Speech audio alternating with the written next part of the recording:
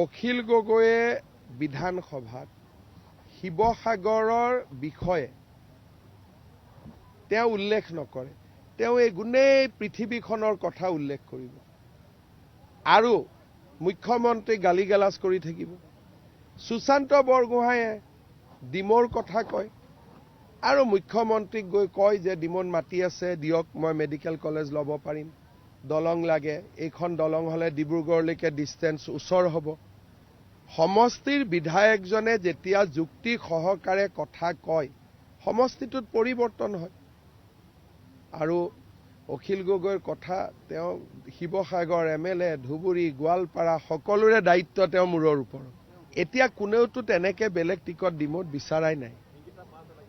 মানে মোটামুটি মই ভাবোঁ যে য'ত টিকেট বহুত সমষ্টি আছে, অসমৰ 50টামান সমষ্টি, য'ত আমাৰ মোটামুটি প্ৰাৰ্থী এজনেই আছে, তেনেকুৱা ধৰণৰ বিশেষ কোনোবা 2-3জনে খুজিব পাৰে, তেওঁলোকৰ লগত মই নিজে কথাও পাতিম, কিন্তু মোটামুটি 50জনৰ তালিকা এখন সন্মুখত ওলাই আছে।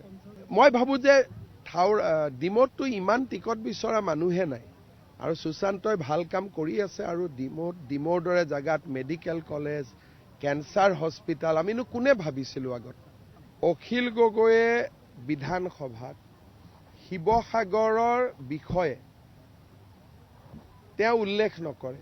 তেওঁ এই গোটেই পৃথিৱীখনৰ কথা উল্লেখ কৰিব আৰু মুখ্যমন্ত্ৰী গালিগালাজ কৰি থাকিব। সুশান্ত বৰগোহাঁয়ে ডিমৰ কথা কয় আৰু মুখ্যমন্ত্ৰীক গৈ কয় যে ডিমত মাটি আছে, দিয়ক মই মেডিকেল কলেজ ল'ব পাৰিম, দলং লাগে, এইখন দলং হ'লে ডিব্ৰুগড়লৈকে ডিষ্টেঞ্চ ওচৰ হ'ব। সমষ্টিৰ বিধায়কজনে যেতিয়া যুক্তি সহকাৰে কথা কয়, সমষ্টিটোত পৰিৱৰ্তন হয়। আৰু অখিল গগৈৰ কথা, তেওঁ শিৱসাগৰ MLA, ধুবুৰী, গোৱালপাৰা সকলোৰে দায়িত্ব তেওঁ মূৰৰ ওপৰত। এতিয়া কোনেওতো তেনেকে বেলেগ টিকট ডিমত বিচৰাই নাই। মানে মোটামুটি মই ভাবোঁ যে য'ত টিকেট বহুত সমষ্টি আছে, অসমৰ 50টামান সমষ্টি, য'ত আমাৰ মোটামুটি প্ৰাৰ্থী এজনেই আছে, তেনেকুৱা ধৰণৰ বিশেষ কোনোবা 2-3জনে খুজিব পাৰে, তেওঁলোকৰ লগত মই নিজে কথাও পাতিম, কিন্তু মোটামুটি 50জনৰ তালিকা এখন সন্মুখত ওলাই আছে। মই ভাবোঁ যে ডিমতটো ইমান টিকট বিচৰা মানুহে নাই আৰু সুশান্তই ভাল কাম কৰি আছে। আৰু ডিমৰ দৰে জেগাত মেডিকেল কলেজ, কেঞ্চাৰ হস্পিটেল আমিনো কোনে ভাবিছিলোঁ আগত।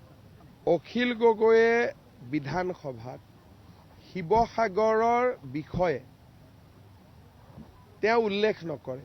তেওঁ এই গোটেই পৃথিৱীখনৰ কথা উল্লেখ কৰিব আৰু মুখ্যমন্ত্ৰী গালিগালাজ কৰি থাকিব। সুশান্ত বৰগোহাঁয়ে ডিমৰ কথা কয় আৰু মুখ্যমন্ত্ৰীক গৈ কয় যে ডিমত মাটি আছে, দিয়ক মই মেডিকেল কলেজ ল'ব পাৰিম, দলং লাগে, এইখন দলং হ'লে ডিব্ৰুগড়লৈকে ডিষ্টেঞ্চ ওচৰ হ'ব। সমষ্টিৰ বিধায়কজনে যেতিয়া যুক্তি সহকাৰে কথা কয়, সমষ্টিটোত পৰিৱৰ্তন হয়। আৰু অখিল গগৈৰ কথা, তেওঁ শিৱসাগৰ MLA, ধুবুৰী, গোৱালপাৰা সকলোৰে দায়িত্ব তেওঁ মূৰৰ ওপৰত।